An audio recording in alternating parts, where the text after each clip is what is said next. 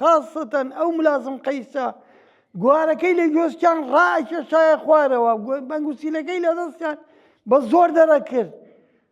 ئەوە نەمانزانی دوو سەیارەی واز هات 10 دقەی نەبرد،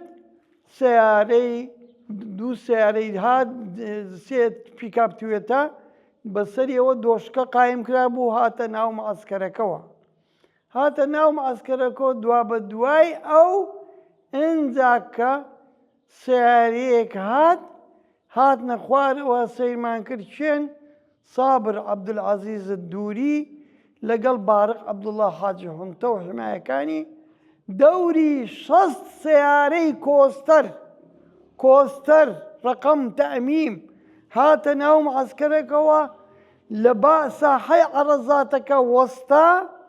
لەو ساحەیە وەستا ژن و منداڵ هاتنە خوارەوە، لێرانە دەوریان گیراوە، هەمووی جیهازی ئەمنی خاس ئیعلام و ڕاگەیاندنیان.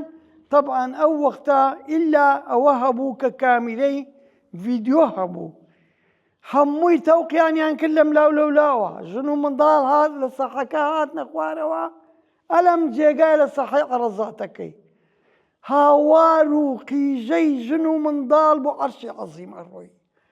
خوایە ئەبێ ئەمە چی بێ؟ لە مەهدیم پرسی ئەمە چییە؟ وتی ئەوائل المخەڕبین، خێزانەکانی مخەڕیبەکانی. ئەمە خێزانی ئەوانن. منداڵە گریا، ژنە گریا، دەوریان گیراوە لە هەموو لایەکەوە هاوار گریان. ئەنجا زانیم ئەمە شتێکە بە باشی ناکرێ، بەڵام چییە هەتا ئیسەش نازانین بۆچی دەیانهێنن. سیارە لە سوی سیارە دی حیسابم کرد دەوری 6 کۆستەر ژن و منداڵ هاتە خوارەوە.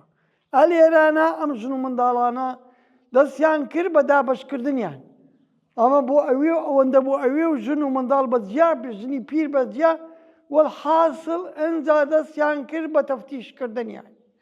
هەرچی ئاڵتون بە قەدیانەوە بوو هەموویان لێ کردەوە. 3 قوسعە 4 قوسعەیان پڕ کرد لە ئاڵتون، ئەتا ئەنگوسیلەی دەست گوارەی گوێ هەمووی لێ ئەکرایەوە. ئەم جیهاز ئەمن خاصەتەن ئەو ملازم قەیسە گوارەکەی لە گوێستیان ڕائکێشایە خوارەوە بەنگوسیلەکەی لە دەستیان بە زۆر دەرەکرد. قوسعەکانیان پڕ ئەکرد و ئەیان بردە غورفەی کە تایبەت بوو بەو شتە. لێرانە گەیشتە پاش خواردنمان دروست کردووە، وتمان بە ناتق خواردندانیان وتی بەدەست من نییە، ئێستا من هیچ سەلاحیەتێکم نییە، بەڵکو ناتق زۆر نەفرەتی لەم ئیشا کرد کەم ژن و منداڵانەی بین.